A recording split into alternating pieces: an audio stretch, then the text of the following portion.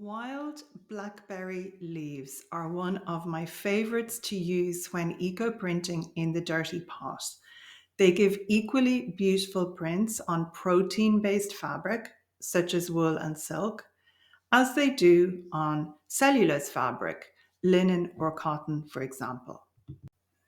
When you turn the leaves upside down, however, they have a lot of prickles along the veins of the leaves, and also the stems are extremely thorny, certainly here with us in Ireland.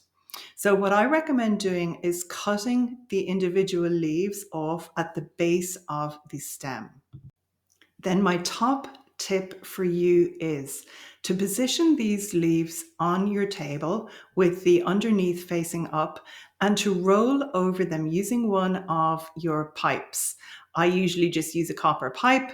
I roll over the back of the leaf and that will crush any of the little thorns. It's not an issue if you're eco printing on a heavier weight fabric such as linen.